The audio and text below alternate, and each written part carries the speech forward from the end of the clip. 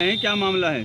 मामला ये है कि कई सारी समस्याओं का एक ज्ञापन दिया है, जिसमें लकड़ी कारोबारियों द्वारा जीएसटी चोरी की जांच कराने, तो उत्तर प्रदेश ग्रामीण पेयजल निगम द्वारा बनाई जा रही पानी की टंकियां और जो रोड तोड़े गए हैं उसकी मरम्मत कराने, हरे भरे बागों का अवैध कटान बंद कराने, आवारा कुत्ते तथा बंदरों को पकड़वाने, काशीराम कॉलोनी पहाड़ी गेट पर टूटे हुए जो गटर के स्लैब टूट गए हैं उनको सही कराने के संबंध में। जो पहला बिंदु है, रामपुर शहर में लगभग सैकड़ों की तादाद में जो लकड़ी कारोबारी हैं उन्होंने फर्जी तरीके से जो मजदूर वहाँ पर काम करते हैं उनके नाम से जीएसटी का रजिस्ट्रेशन करा लिया, और रजिस्ट्रेशन कराने के बाद में उससे धड़ल्ले से चोरी करके जहाँ एक और सरकार की टैक्स चोरी की जा रही है, वहीं उस गरीब को ये तक पता नहीं कि जीएसटी होती क्या है। उसके नाम से जीएसटी का मतलब रजिस्ट्रेशन कराकर और लगातार मतलब कहते हैं लकड़ी का कारोबार किया जा रहा है। ऐसा ही एक मामला आसरा कॉलोनी का रहने वाला गरीब व्यक्ति, जिसको ये तक पता नहीं, उसने पहली बार खाता खुलवाया अपना पेंशन बनवाने के लिए।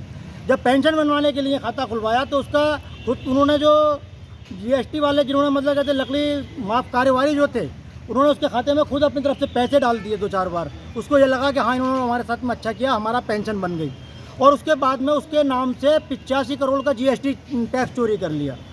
तो इसके संबंध में एक मुकदमा दर्ज हुआ है उसके खिलाफ अजीमनगर थाने में। अजीमनगर थाने में तैनात सब इंस्पेक्टर साहब थे, वो आए, उन्होंने आके जब जांच की तो उन्होंने देखा, बोले भाई तुमने जीएसटी चोरी की है। तो वो बेचारा 85 करोड़ का नाम सुनते के साथ ही बेहोश हो गया। तो जब उसके बाद में उन्होंने मुझे बुलाया, बात हुई, तो उन्होंने कहा कि यार ये तो नहीं कर सकता। उससे पूछताछ की तो पता चला कि उसने लकड़ी उतारने का काम किया था एक फर्म पर, एक लकड़ी कारोबारी के यहाँ पर लकड़ी उतारने का काम किया था। तो उसके नाम से उसके कागज़ वागज लेके पेंशन बनवाने के नाम से उसके नाम से चोरी कर ली।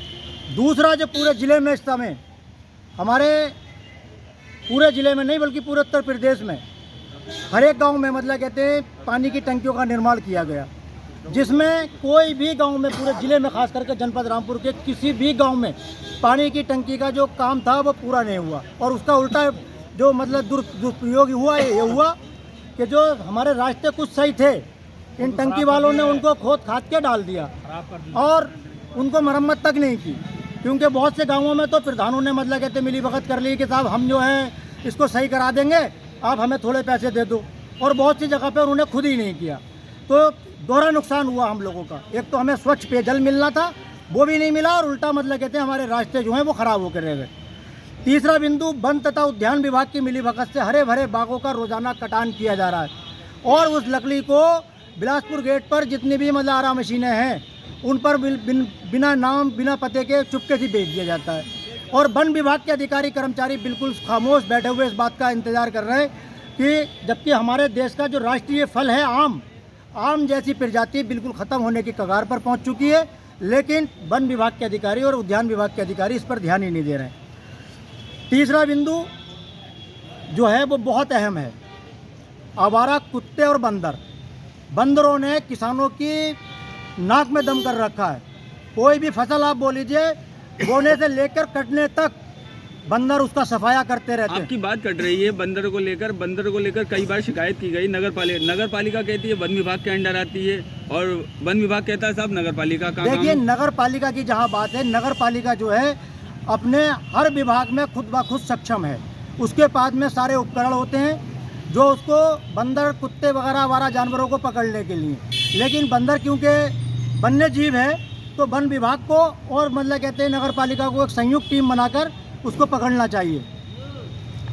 तो इसी तरह से कुत्ते आप देखेंगे, पालने वाले कुत्ते बहुत कम मिलेंगे, आवारा कुत्ते बहुत ज़्यादा, और वो आने जाने वाले राहगीरों पर हमला करते हैं। खास करके बगीचा आमना में कई कुत्ते हैं जो वहाँ पर अगर आदमी कोई निकल के जाए तो बिना कुत्ते काटे निकल ही नहीं सकता।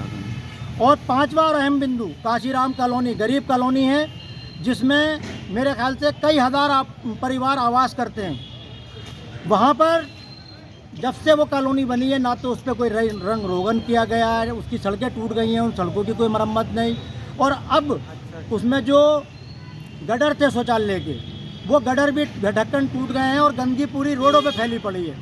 लोग बीमार हो रहे हैं। इसके बारे में कई बार नगर पालिका परिषद रामपुर, PWD और यहाँ तक के तहसीलदार साहब को भी अवगत कराया, लेकिन किसी ने कोई संज्ञान अभी तक नहीं लिया है। तो जो आज हमारा ज्ञापन था वो सिटी मजिस्ट्रेट साहब को हमने दिया है।